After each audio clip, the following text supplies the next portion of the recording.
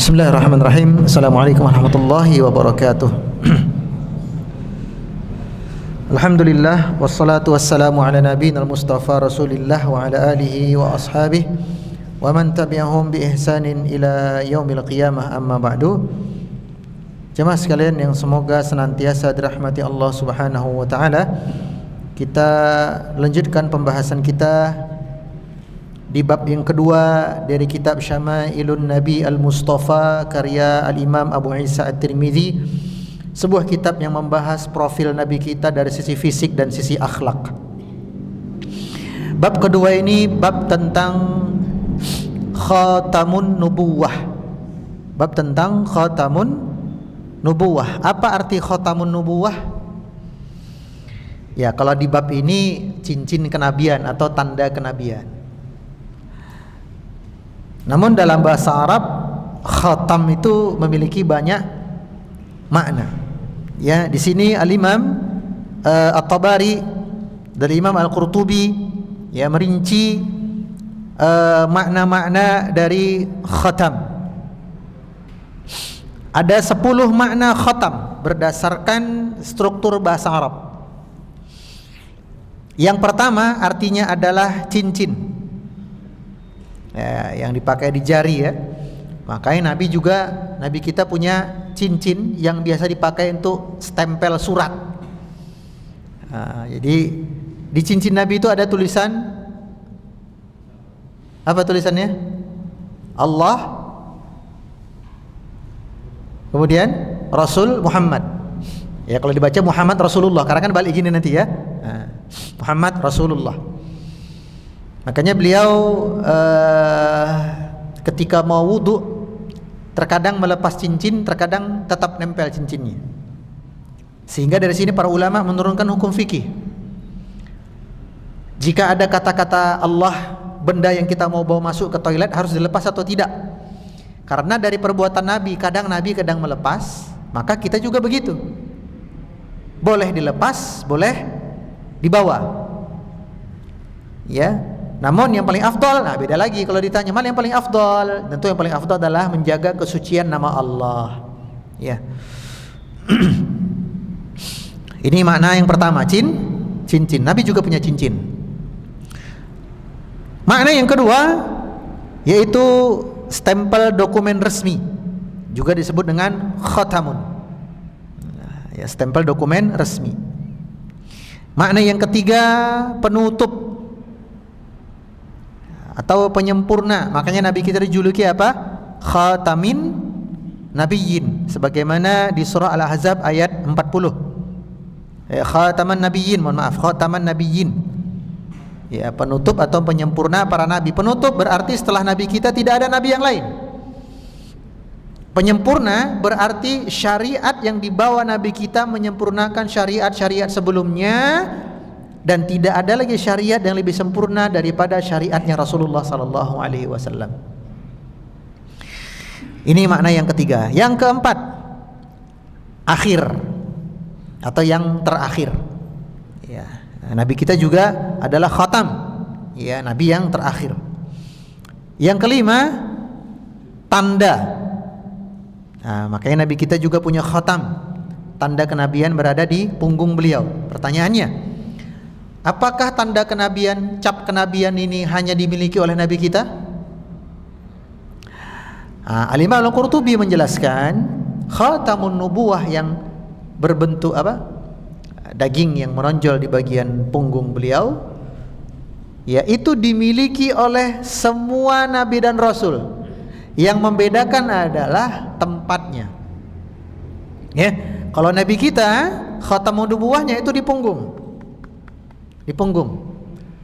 Adapun nabi-nabi sebelum beliau itu di telapak tangan atau di punggung tangan.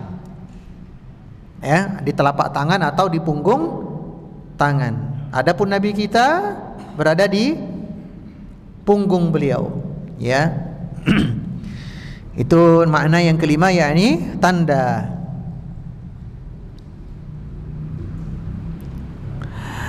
Makna yang keenam, makna khatam di sini adalah penyempurna dengan kualitas yang paling tinggi. Ya, penyempurnaan dengan kualitas yang terbaik, yang tertinggi, dan tidak ada yang lebih baik darinya, baik sebelum itu ataupun setelah itu. Dan itulah Nabi kita beserta ajaran yang beliau bawa. Nabi kita yang paling sempurna. Tidak ada yang sempurna sebelum beliau maupun setelah beliau, baik secara diri beliau maupun secara ajaran beliau. Perfect sudah. Sehingga Allah sifati beliau dan ajaran beliau dengan apa? Di surah Al-Maidah ayat yang ketiga yang merupakan wahyu terakhir. Al-yauma akmaltu lakum dinakum wa atmamtu alaikum ni'mati. Ya wahai Muhammad, al-yauma, pada hari ini, akmaltu. Akmal itu berarti sudah paling sempurna. Akmal itu yang paling, artinya makanya Allah punya sifat akbar, yang paling besar. Ya, jadi akmal yang paling sempurnanya. Udah nggak ada lagi yang lebih sempurna daripada itu. Ini makna yang keenam. Makna yang ketujuh, khatam di sini adalah tertutupnya hati. Fana'udzubillah. Sebagaimana Allah sifati tentang orang-orang munafik. Khatamallahu ala qulubihim wa ala sam'ihim wa ala absarihim ghishawah wa lahum adzabun azim. Orang munafik itu Allah tutup matanya, hatinya, telinganya. Meskipun secara fisik mereka sehat, mata mereka sehat, telinga mereka sehat, badan mereka sehat, tapi sehatnya mata mereka tidak bisa melihat mana yang benar. Telinganya mereka tidak mau menerima kebenaran, hatinya mereka menolak kebenaran. Nah, ya khatamallahu ala qulubihim wa ala sam'ihim wa ala absarihim ghishawah. Al-Baqarah ayat yang ketujuh. Yang kedelapan, makna dari khatam di sini adalah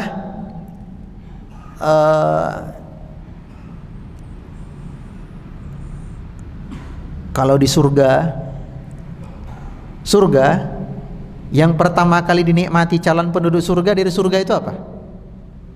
Aromanya, betul. Ya. Jadi calon penduduk surga yang pertama kali mereka nikmati dari surga itu sebelum surga-surganya adalah aromanya. Nah, aroma yang paling dekat dengan surga, jadi kita melangkahkan masuk surga, melangkah. Nah, aromanya yang paling dekat dengan pintu surga itu disebut dengan apa? Khatam. Aroma yang paling dekat dengan surga, aroma penutup. Ya, aroma penutup di bagian luar sebelum masuk ke surga disebut dengan khatam. Khatamul jannah. Kemudian makna yang lain, dalil yang lain yang menunjukkan khatam di sini adalah aroma surga disebutkan di surah Al-Mutaffifin ayat yang ke-26. Khitamuhu misk wa fi dzalika falyatanafasil mutanafisun. Apa arti khatamuhu misk? Bahwa hidangan penutup kita di surga. Jadi setelah makan apapun, kita minta apapun, makan apapun, pokoknya semua. Udah, maka hidangan penutupnya adalah khitamuhu misk. Hidangan penutup untuk penduduk surga itu beraroma misk. Ya. Ini makna yang ke-8 sekaligus dalilnya. Makna yang ke-9 dari khatam di sini adalah juru kunci. Makanya juru kunci Zam-Zam disebut dengan khatamu Zam-Zam. Ya, pemegang juru kunci air Zam-Zam. Yang mana dulu jabatan ini dipegang oleh Abdul Muttalib, kakek Nabi. Lalu yang ke-10 sekaligus yang terakhir, khatam bermakna simbol kepemimpinan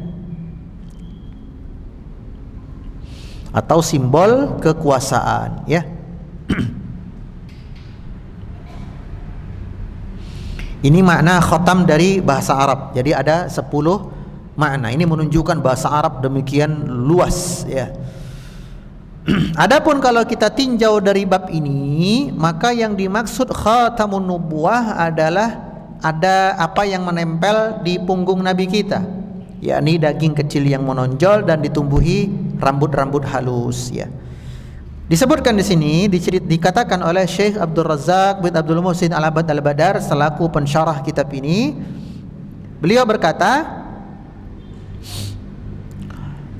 khatamun nubuwah terletak di antara kedua bahu beliau bagian belakang. Ya, kedua bahu beliau bagian belakang. Namun keberadaan daging yang tersebut yang menonjol tadi dipersisikan para ulama, apakah sudah ada sejak lahir atau muncul perlahan-lahan ketika beliau beranjak remaja dan dewasa. Ini menjadi perselisihan para ulama. Di antara yang berpendapat khatamun nubuwah ini muncul begitu Nabi lahir, artinya bawaan lahir gitu ya. Di antaranya Imam Az-Zahabi, kemudian Imam Ibnu Hisham. Ibnu Hisham itu penulis sejarah Nabi paling lengkap, makanya ada judul kitab Sirah Ibnu Hisham, tebal banget. Itu isinya banyak riwayat. Jadi kalau jenengan baca kitab itu ngantuk. Kenapa? Ceritanya cuma 3 baris, riwayatnya setengah halaman. Ya, karena kitab riwayat itu Sirah Ibnu Hisham. Ya, saya punya kitabnya. Memang wah. Jadi kalau kita mau mengenal profil-profil para periwayat, nah di situ mantap. Ya. Ibnu Hisham, Imam Az-Zahabi itu menguatkan pendapat daging tadi sudah ada sejak Nabi kita lahir. Di antara argumentasi mereka adalah kisah ketika pendeta Yahudi menjenguk bayi Muhammad waktu itu. Ya. Kan pendeta ini tanya kepada Abdul Muthalib, mana ayahnya bayi ini? Abdul Muthalib berkata, oh sudah meninggal sejak dia di kandungan emaknya. Kata pendeta, tanda 1. Nah, tanda pertama kan itu ya. Tanda yang kedua adalah rasi bintang Ahmad yang tadi malam muncul. Tanda yang ketiga yang belum dia ketahui adalah khatam. Maka pendeta ini tanya kepada Abdul Muthalib, kek atau paman, boleh nggak bayinya dimiringkan sedikit? Saya mau lihat punggungnya. Maka tatkala Abdul Muthalib memiringkan badan dari Nabi kita, ya, terlihatlah daging yang menonjol tadi. Maka si pendeta Yahudi ini langsung pingsan di tempat. Kenapa? Karena apa yang tertera di Taurat akhirnya terbukti. Ya. Kedua, sebagian ulama berpendapat bahwa khatamun nubuwah muncul setelah proses pembelahan dada Nabi ketika berusia 5 tahun saat berada di rumahnya di perkampungannya Halimah As-Sa'diyah di Taif. Sudah populer lah ya kisahnya ya. Muhammad kecil sedang bermain, tiba-tiba Jibril datang dengan malaikat yang lain berwujud manusia. Kemudian Nabi kita diangkat, lalu diletakkan di sebuah batu yang datar, kemudian dibelah dadanya oleh Jibril. Teman-temannya lari sambil berkata, qad qutila Muhammad, qad qutila Muhammad, Muhammad telah dibunuh, Muhammad telah dibunuh. Ya bocil kan lihat temannya dibelah dadanya kan gitulah. Ya, teman kita udah dibunuh, Muhammad telah dibunuh. Nah, setelah proses pembelahan dada oleh Jibril, dibersihkan hati Nabi kita. Begitu masuk, hatinya tadi ditutup, nah dagingnya pun ikut keluar. Ini pendapat yang kedua.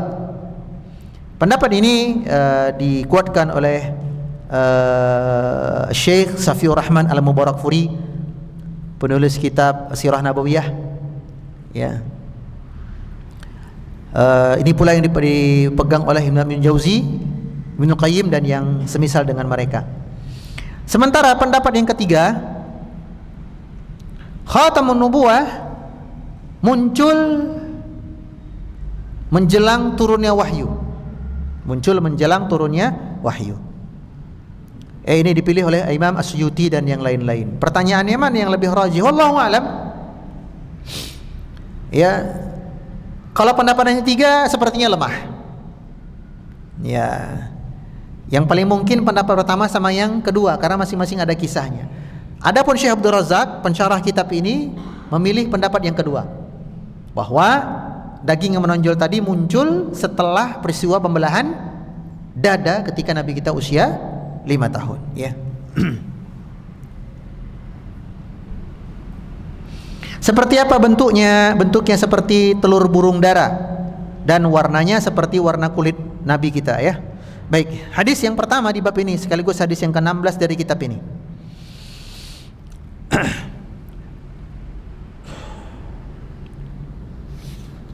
Oh, mohon maaf, hadis yang ke-16 sudah kita bahas ya kemarin ya.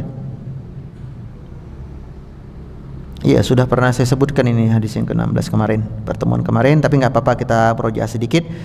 Sa'ib Ibnu Yazid berkata, bibiku membawaku menemui Nabi karena aku sedang sakit. Lalu bibiku berkata, ya Rasulullah, inna abna ukhti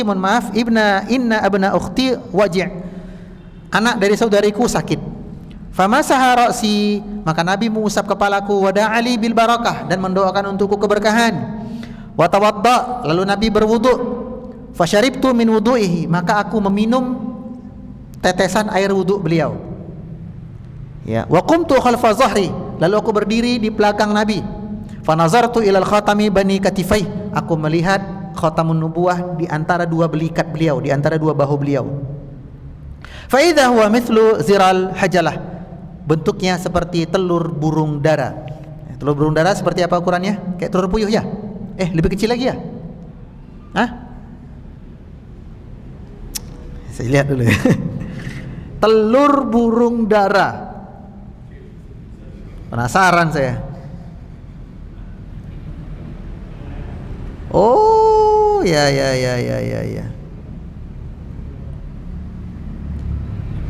Lebih besar daripada puyuh ya? Ya. Seukuran. Seukuran ya, berarti nggak terlalu beda lah ya. Ya bisa saya bayangkan lah kalau begitu.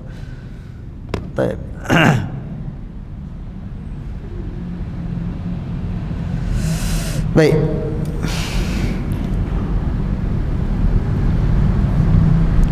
Kemudian hadis yang ke-17 dari bab ini. An Jabir bin Samurah, dari Jabir bin Samurah. Jadi Samurah itu nama laki-laki ya. Meskipun ujungnya tak marbutah. Samurah itu nama bapaknya. Jabir bin Samurah. Jadi tidak setiap yang berujung ta marbutah dianggap nama perempuan. Ya. Hamzah kan ta marbutah juga ujungnya, nama laki-laki. Khuzaimah nama laki-laki meskipun ta marbutah. Maisarah nama laki-laki meskipun ta marbutah. Ya, jadi tidak setiap nama ta marbutah itu dikatakan nama perempuan ya. Dari Jabir bin Samurah ia berkata, ra'aitul khatama baina katifai Rasulillah sallallahu alaihi wasallam ghaddatan hamra. Aku melihat khatamun nubuwah di antara dua bahu Rasulullah sallallahu alaihi wasallam, mithla baidatil hamamah.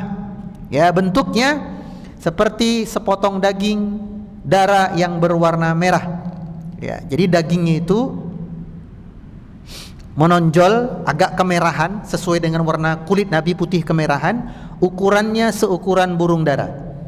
Ya, seukuran telur burung dara. Kok burung dara? Telur burung dara. Jadi kalau warnanya apa? Sesuai dengan warna kulit beliau putih kemerahan, ukurannya seukuran telur burung dara. Nah, ini terlihat setelah Nabi dewasa. Yang jadi pertanyaan, apakah ukurannya ini sejak awal seukuran itu? Jawabannya tidak. Ukurannya menyesuaikan perkembangan tubuh beliau. Jadi kalau waktu kecil ukurannya juga kecil ya. Hadis yang ke-18.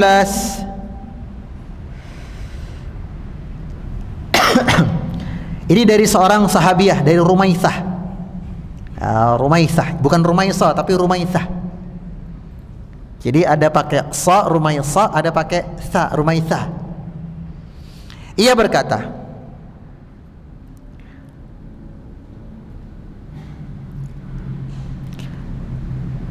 sami'tu Rasulullah sallallahu alaihi wasallam walau asya'u an uqabbila khataman nabil ladzi baina katifaihi min qurbati la fa'altu. Ketika itu aku pernah mendengar Nabi bersabda, yang mana posisiku sangat dekat dengan punggung Nabi. Ini seorang nenek-nenek. Ya, Rumaisah ini nenek-nenek. Dan ini adalah satu di antara sekian nenek-nenek yang Nabi sangat peduli dengan keadaannya. Ya, jadi Nabi itu perhatian dengan para jompo, para sesepuh. Ya. Nah, Rumaithah ini salah satu di antara sekian banyak nenek-nenek yang begitu disayang oleh Nabi. Ya, diperhatikan oleh Nabi kebutuhannya. Jadi waktu itu Rumaithah setelah Nabi tunaikan kebutuhannya, dia duduk dekat banget dengan Nabi. Dekat banget di belakang Nabi. Saking dekatnya, kata dia,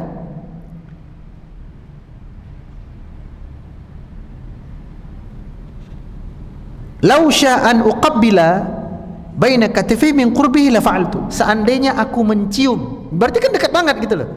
Seandainya aku mencium khatamun nubuwah tersebut, aku akan melakukannya karena saking dekatnya gitu loh.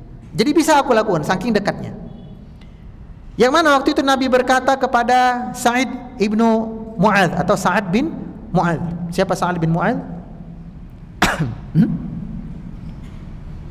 Satu di antara 10 sahabat yang dijamin masuk surga. Dia pemimpin dari Bani Khazraj, Madinah.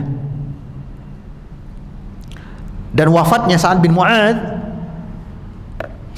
itu menyebabkan arsy Allah berguncang. Ya, wafatnya Sa'ad bin Mu'adz menyebabkan arsy Allah itu berguncang hebat. Kematian Sa'ad bin Mu'adz membuat Nabi mempercepat salat sunnah beliau. Kemudian beliau lari secepat kilat dari rumah beliau menuju rumahnya Sa'ad bin Mu'adz. Ali bin Abi Thalib yang melihat Nabi kita lari kencang mencoba mengejar sampai sendal Ali itu putus, gak terkejar. Berarti Nabi kita larinya gimana? Kencang ya. Ali aja gak bisa ngejar loh. Karena Ali khawatir jangan-jangan Nabi dikejar mata-mata Yahudi mau dibunuh gitu loh. Kok kencang banget larinya? Ali khawatir dikejarlah Nabi, gak terkejar. Ternyata Nabi menuju rumahnya Sa'ad bin Mu'adz. Lalu disusul oleh Ali yang ngos-ngosan. "Ali, ya Rasulullah, ada apa kok lari kencang banget?" Kata Nabi, "Aku cemburu." Kenapa? Karena 10 malaikat hendak turun mau memandikan Sa'ad bin Mu'adz, mau memandikan jenazahnya Sa'ad bin Mu'adz. Jadi sebelum malaikat memandikan, aku duluan. Nah, ini luar biasanya keutamaan Sa'ad bin Mu'adz. Padahal Sa'ad bin Mu'adz berislam hanya 6 tahun setengah.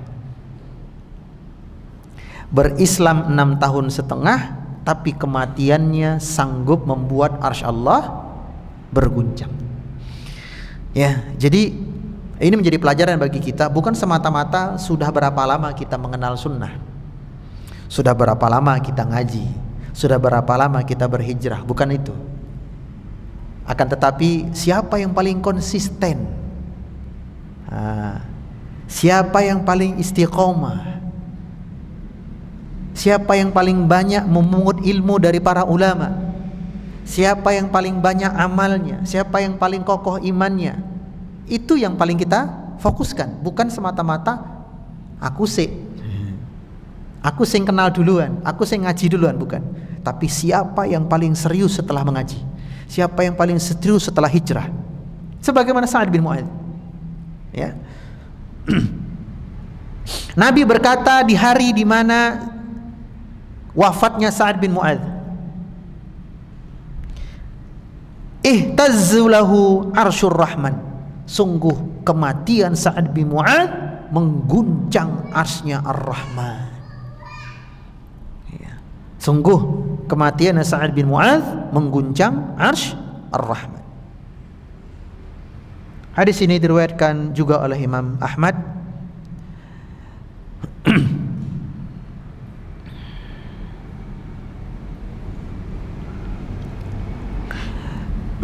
Syekh Abdul Razak berkata, hadis ini di samping menjelaskan tentang khatamun nubuwah, juga menjelaskan tentang keistimewaan seorang Sa'ad bin Mu'adz.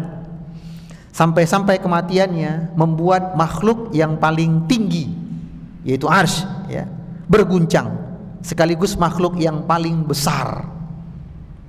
Jadi arsy adalah makhluk yang paling tinggi sekaligus makhluk yang paling besar. Sampai berguncang.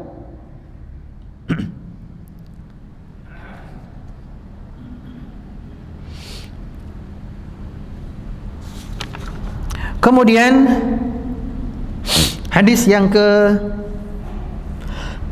19.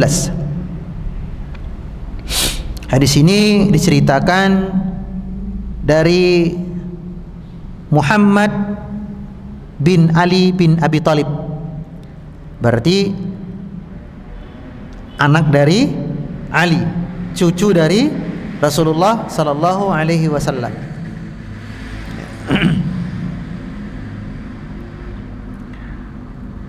Tapi dari istri yang mana, kan begitu ya? Ali anaknya banyak.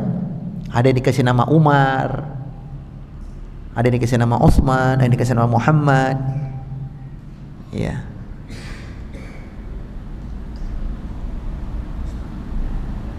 Dan Muhammad pun ada dua. Nama anak Ali Muhammad pun ada dua. Kenapa? Karena istri Ali bin Abi Thalib bukan cuma satu. Jadi setelah wafatnya Fatimah, Ali beberapa kali menikah. Adapun ketika Fatimah masih hidup, Ali nggak butuh istri yang lain. Kenapa? Karena Fatimah wanita yang sempurna. Kalau sudah sempurna kan nggak butuh tambahan. 4 wanita yang sempurna kan? Siapa saja? Sayang sebelumnya dulu lah. Asiyah istri Fir'aun. Kemudian Maryam binti Imran, ibu dari Isa. Kemudian Khadijah. Kemudian Fatimah. Makanya Nabi ketika sama Khadijah, ya satu aja, sudah sempurna kok. Demikian pula Ali ketika bersama Fatimah, ya satu karena sudah sempurna. Nah, wafat Fatimah, barulah Ali kemudian menikah dengan beberapa wanita. Dari mereka lah Ali mendapatkan anak, diantaranya Muhammad.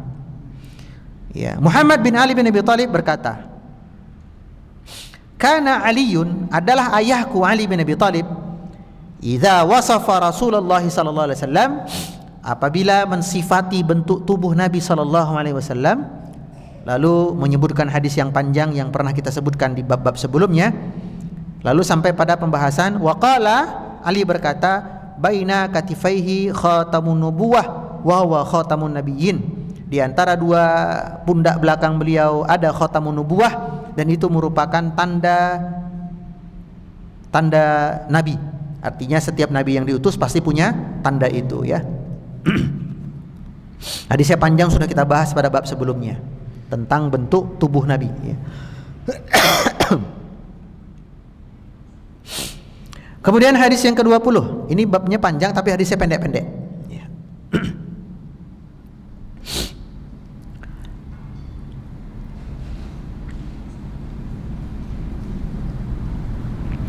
Dari Amr bin Akhtab al-Ansari, ia berkata,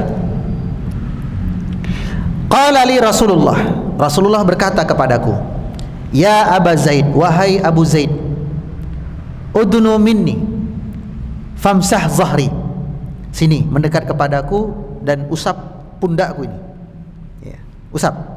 Maka aku pun memasukkan tanganku ke dalam jubah Nabi, lalu aku usap punggung beliau. Fawaqa'at asabi'i 'alal khatam, hingga jariku menyentuh khatamun nubuwah beliau. Qultu wa mal khatam, aku bertanya, bagaimana? Jadi ada yang bertanya kepada Abu Zaid, kau kan pernah memegang khatamun nubuwah, bentuknya bagaimana? Abu Zaid Amr berkata, sya'ratun, ada rambutnya, mujtami'atun, dan cukup banyak ya. Jadi daging yang menonjol tadi ada rambut yang cukup banyak. Sya'ratun itu bentuk jamak dari sya'run, rambut. Jama'atun berarti yang mengumpul. Jadi rambut itu enggak bercerai-berai tapi ngumpul ya.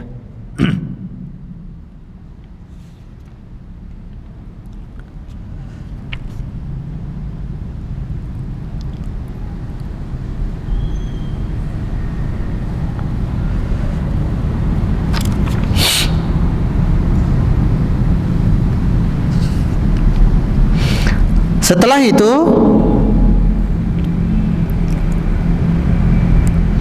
Nabi mendoakan Amr Abu Zaid ini didoakan oleh Nabi dengan doa yang agung. Beliau berkata, Allahumma hammilhu. Apa artinya? Allahumma hammilhu. Ya Allah, apa arti hamil? Hamil. Bukan ya, kan laki-laki. Apa arti hamil di sini? Baguskan, padatkan badannya. Karena orang hamil biasanya gemuk kan? Nah, ya Allah, karena dia kurus. Ya, dia kurus, didoakan oleh ya Allah, padatkan badannya, gempalkan badannya. Wa adim jamaluhu, dan gantengkan wajahnya. Setelah didoakan seperti itu dari Nabi, selang beberapa bulan kemudian tubuhnya jadi berisi, wajahnya tambah ganteng. Ya. Nah, ini boleh kita mendoakan seseorang seperti itu. Kita lihat teman kita kok kayak malnutrisi gitu kan. Kok cungkring banget, ya Allah. Padatkan badan dia. Ya, gemukkan badannya dan baguskan wajahnya. Baik. Kemudian hadis yang ke-21. Wah, ini agak panjang hadisnya.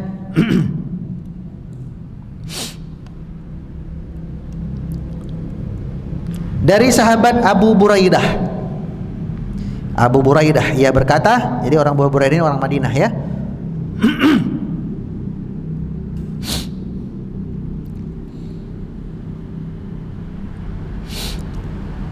Ia berkata, Jaa Salmanul Farisi ila Rasulillah sallallahu alaihi wasallam.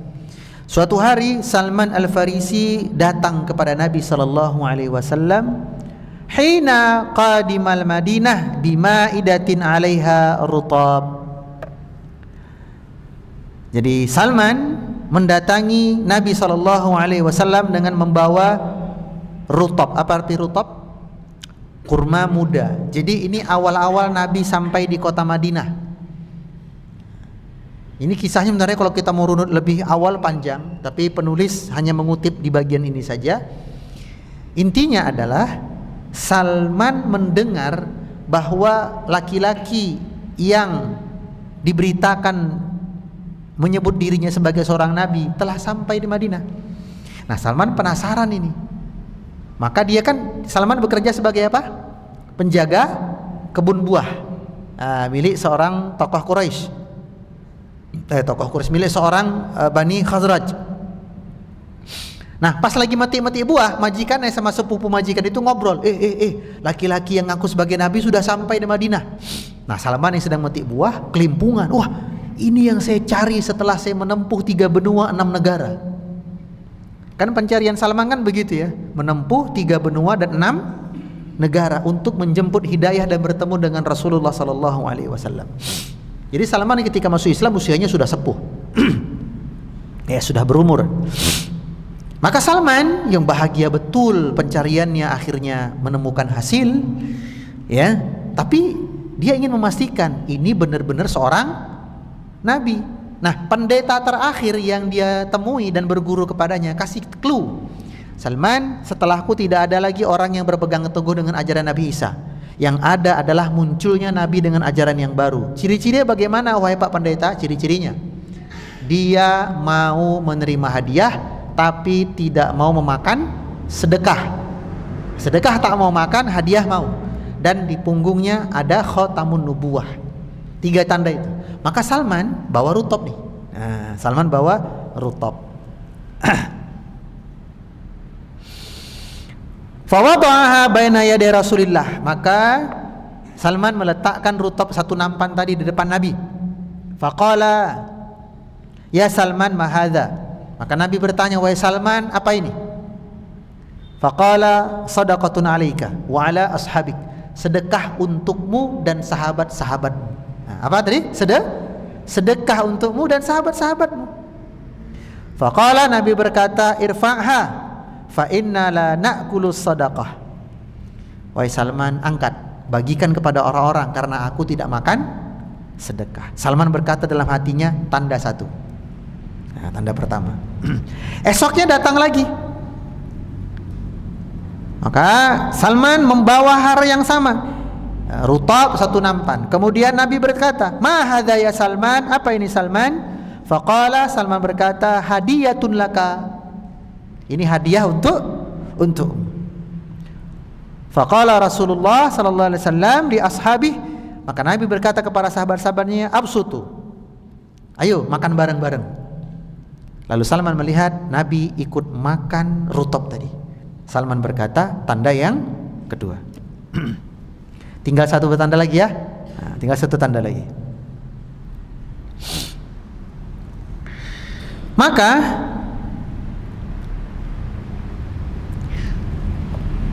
hari yang ketiga, Salman membawa hadiah yang sama, buah-buahan rutab.